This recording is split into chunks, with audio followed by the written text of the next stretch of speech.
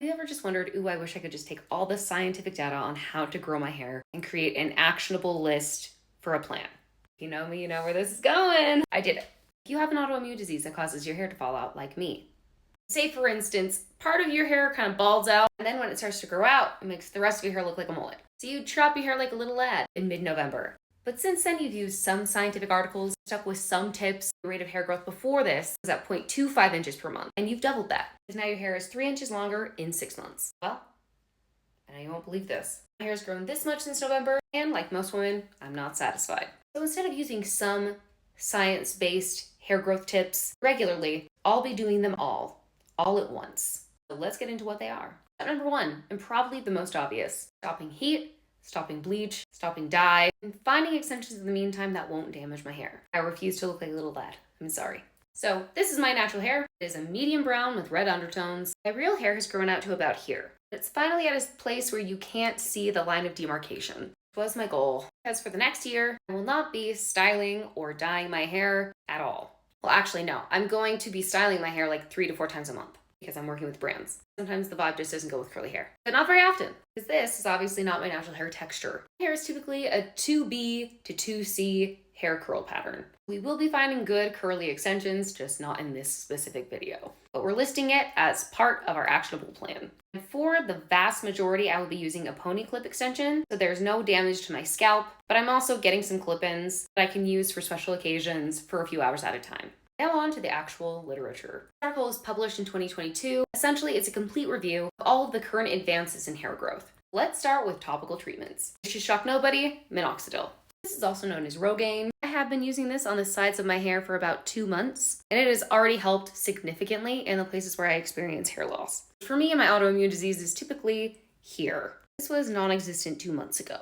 Rogaine essentially increases the anagen phase or the hair growth phase, shortens the time where your hair is either growing out or remaining stagnant. I'm not going to go super into depth on how all of these work, because you can read this article if you want to. My favorite thing about this article is that it very clearly lists what works. It lists all of them in a really simple way. I've condensed that list even more. I'll show it to you right after we get over the actionable pieces. So it's not just minoxidil or Rogaine, but it's Rogaine with microneedling. I will be using a derma stamp from Amazon, and you'll see that there are different numbers at the bottom.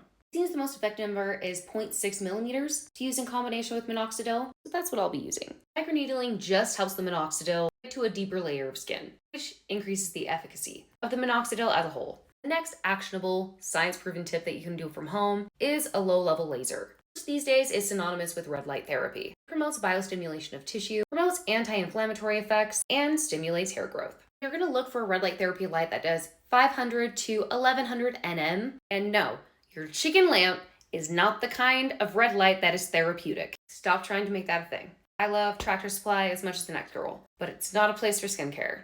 This is the cap that I use. I got it from Amazon. I shove it into a random hat and then put it on my head. I'm not sure what the brand is, but I'll find it and link it in my Amazon storefront. But keep in mind that one doesn't work unless it's plugged in, which is like a defect. So really, just find one that's less than $100 that has the correct level of light. I'm pretty sure mine is 650 nms, but it has been very effective. I would say that that is the number one thing, the one science-backed hack that I actually have stuck to, because it's really easy to just put on my head for 30 minutes at night while I'm reading or something in bed. So there's that. Also, I'm not pushing products. If you don't want me to make a commission, which is totally fair, my followers bully me into making an Amazon storefront, just open up Amazon and search it on a different device. I'm totally fine with that. I'm fine with being poor. I've made my peace with it. I live in a cinder block house. It's like 1,000 square feet.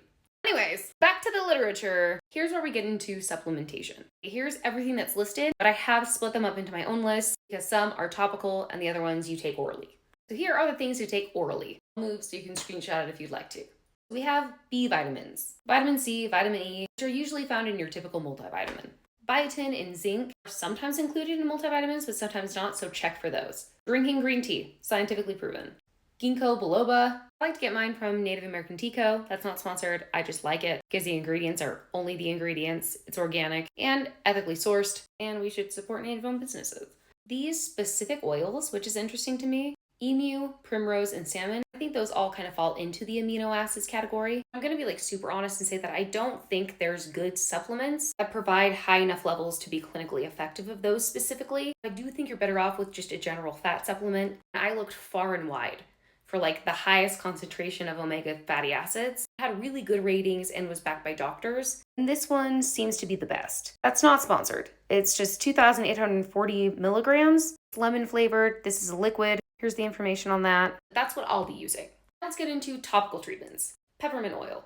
Peppermint and rosemary oil seem to be the second and third in line next to minoxidil. If you're like an all-natural, organic girly, or man, I don't judge. Those two seem to be like a very safe bet. There are things that I used in the past, but I typically end up falling off of it because I don't love to get oil on my hands. I did find a solution. So again, peppermint oil, rosemary oil, grapeseed, sage, nettles, and hibiscus are also ones, but they're not ones that I could readily find. So here's what I'll be using. I went to my local natural grocers, picked up 2 of these bottles. I'm going to fill it up with a decent amount of grapeseed oil because it's effective for hair growth and it's also a good carrier oil. Then I'm going to add in a good amount of these specific oils.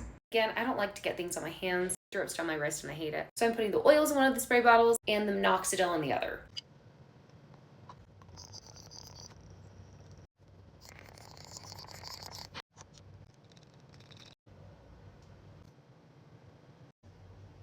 Okay, here we are. Minoxidil and microneedling go together. Minoxidil, going boop, boop, boop. It stings a little, but it's not uncomfortable.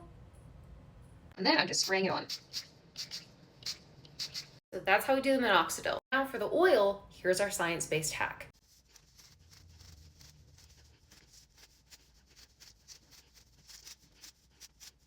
We are massaging. All girls who have looked into hair growth have seen that massaging your scalp helps it grow. And it does. Literature is very clear on this. It's not so clear on the inversion method. I don't think there's actually been studies conducted on the inversion method, flipping your hair down, heating up the oil. But to me, it does make sense because essentially what you're doing is creating more blood flow to your scalp, and flipping your hair down creates more blood flow to the scalp. Creating heat creates more blood flow to the scalp. So I will be doing the inversion method from time to time, typically just when I apply the oil. It'll be, I think, 2 times a week, 2 or 3, I'm not sure yet. One of the days I'm going to be leaving it on my scalp for an entire day. Just wearing it like this and then putting a hat over it. So why am I doing this? Well, it's part of another glow up series. Instead of following statistics, try to look like influencers. I'm using science-based glow up hacks to enhance my natural features so that I can compare and contrast as to which glow up looks the best on me. I think it's easy to look like everybody else. I have a theory that glowing up by increasing the health of your features, such as your hair and your skin, your eyelashes and your eyebrows, wearing clothes that you actually like that are good for your body type, might be the biggest glow up of all. But I guess we'll see. Catch you in the next video. Thanks, bye!